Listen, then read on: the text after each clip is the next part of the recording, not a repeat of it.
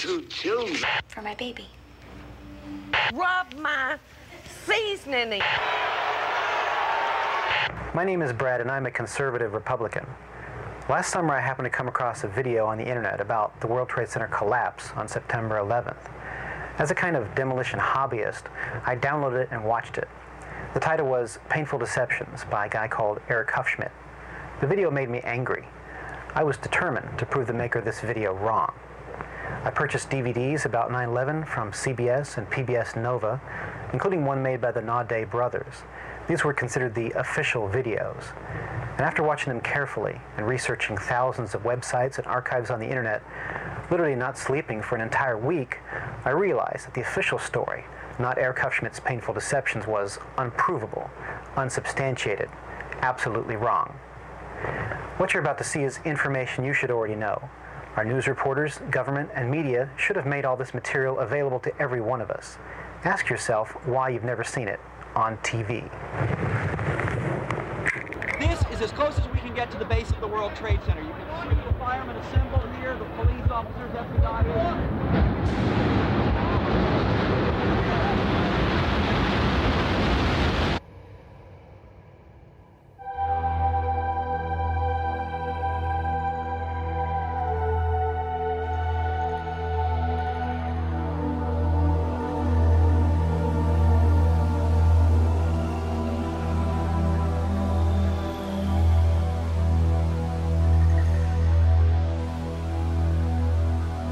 On September 11th, we learned that 4 passenger planes were hijacked and taken radically off course. Within an hour, 2 of the planes had flown into the enormous steel towers of the World Trade Center, creating fires and eventually toppling them.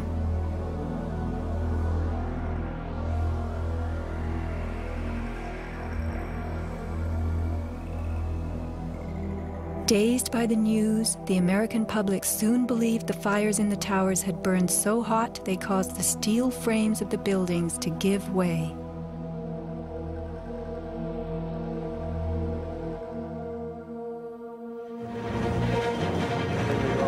A myth developed, fed by official sources through the media to a bewildered audience. So when it was attacked again, he immediately... Elements of the myth. The impact of the airplanes, gallons of burning jet fuel, steel melting, the buildings failing and suddenly imploding. In a mere 10 seconds, 110 stories hurtled earthward, pulverizing into dust. We ran through the building and went into the... Right from the start, on the street itself, the official story was born. Come out of nowhere and just scream right into the side of the Twin Tower, exploding through the other side. And then I witnessed both towers collapse, one first and then the second, mostly due to structural failure because the fire was just too intense.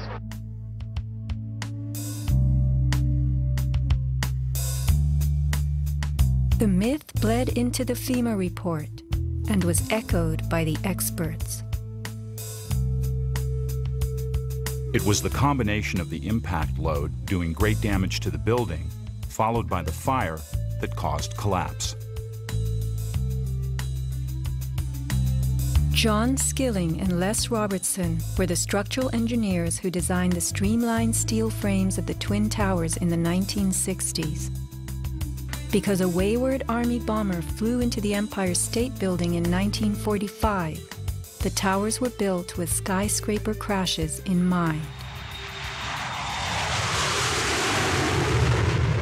The airplane we were envisioning was the largest airplane of its time, flying slowly and low, lost in the fog. We designed the buildings to take the impact of the Boeing 707 hitting the building at any location. But the aircraft that hit the towers was a Boeing 767, heavier than a 707, fueled for a transcontinental flight and traveling fast. 707s and 767s are comparable. The maximum takeoff weight of a fully loaded 707 is almost 334,000 pounds. As airplanes only carry the fuel load they need, the smaller model 767s that struck the towers were not, in actuality, maximally fueled or close to their maximum takeoff weight. As for the heat of the fires, listen to the radio communications of these New York City firemen. We got tanks. I saw the pockets of fire. We should never knock it down too light. Where you go that? 78th floor. We got tanks. I saw the pockets of fire. We got tanks. Isolated pockets of fire. 2 water lines to knock them down. FEMA's executive summary relays that much of the fuel in the planes, jet-grade kerosene, was consumed by the initial fireballs and the following few minutes of fire. It then tells us that the burning jet fuel spread between floors and ignited the building's contents, causing more fire and generating heat. This was somehow enough to bring down the tower's 47-column steel core, 236 exterior columns, and thousands of steel trusses all at the same time.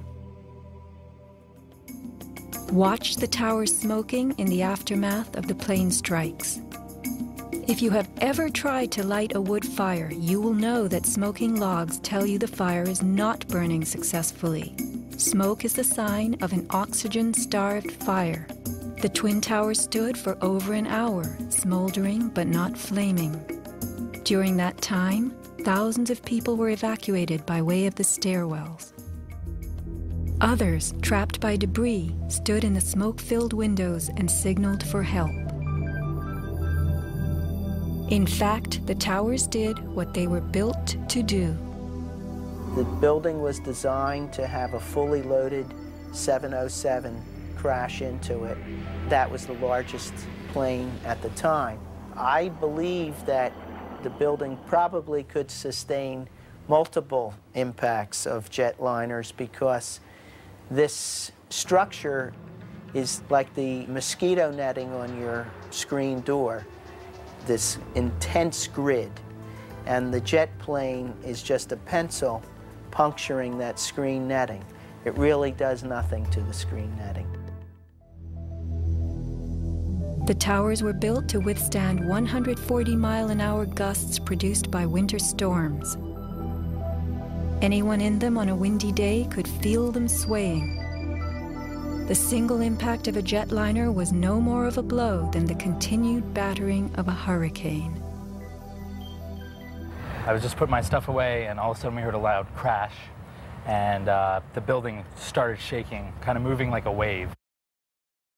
New Yorkers were stunned 1 hour later when the first tower fell.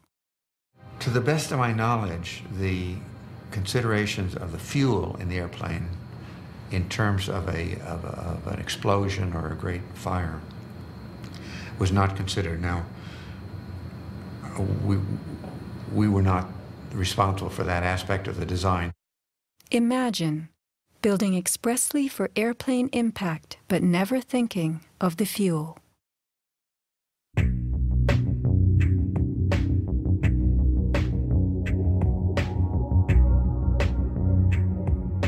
Never before in the history of the world has a steel building collapsed due to fire. I have not seen, until recently, a protected steel structure that has collapsed in a fire. True infernos have raged hot and long in steel-framed buildings, but not one of the buildings ever came down. In 1975, the World Trade Center's North Tower suffered a nighttime fire that flamed for 3 hours, spreading vertically from floor to floor. It burned twice as long as the fires of 9/11 without even a hint of a building collapse. In February 2005, the Windsor Tower in Madrid, a skyscraper undergoing reconstruction, sustained a 20-hour fire. This is what was left, a standing building strong enough to support a crane. Compare a 20-hour inferno to 90 minutes of smoke.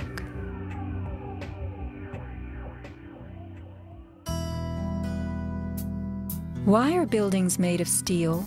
Strong, light, and flexible steel frames offer many advantages over wood and concrete, especially where skyscrapers are concerned. Steel makes big buildings relatively light, with tremendous load-bearing capacity. The upper floors won't crush the floors beneath them, and steel holds up better to weather and fire. Most skyscrapers are built on steel or concrete frames, which is a grid of columns and beams that goes all the way through the building. The World Trade Center was different. It was what engineers call a tube structure. It was a very, very strong mesh of steel that surrounded the exterior. Inside, there was the core, a rectangle of 47 columns made of 4-inch thick steel at the base, thinning with increasing height. The cores combined might with ingenuity, anchoring the towers and allowing them to flex. Look at the size of this steel. Solid, prefabricated floor assemblies, welded metal floor pans placed on top of trusses both welded and bolted to the vertical frames.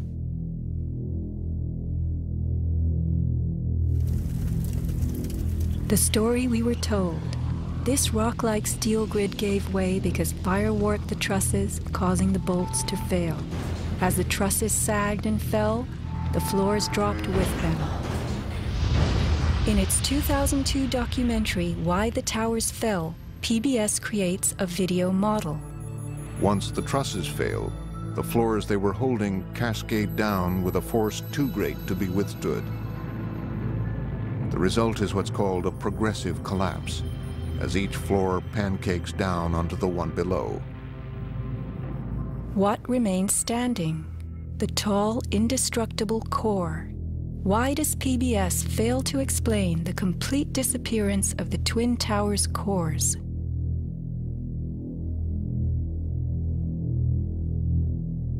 The official story's central thesis is based on heat, temperatures high enough to weaken steel.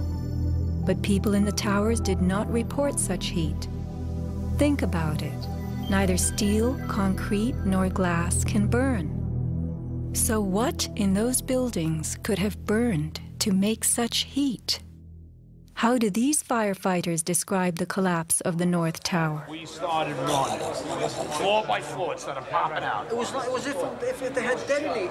Yeah, as detonated. If they were planned to take down a building. Boom, boom, boom, boom, boom, boom, boom. All the way down. I was watching it and running.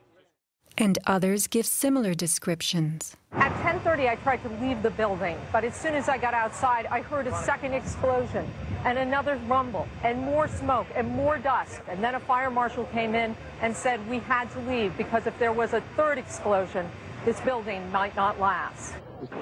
Like, it sounded like gunfire, you know, bang, bang, bang, bang, bang. And then all of a sudden, 3 big explosions. Started walking down the stairs, we made it to the 8th floor.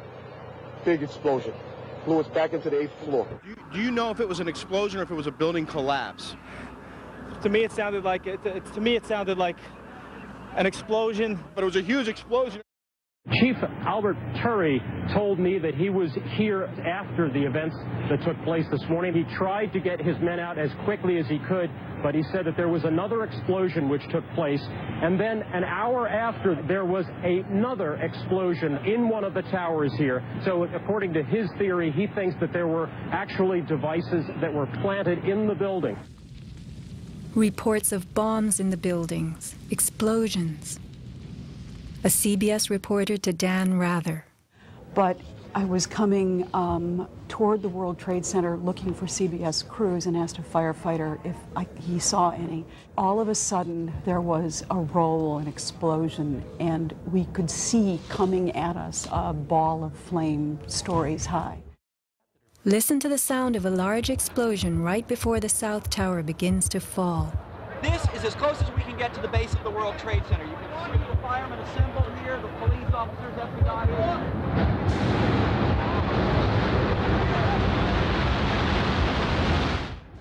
Sound reaches us after what we see. If the boom we just heard was the sound of the building collapsing, it would follow the collapse. Instead, the boom is heard before.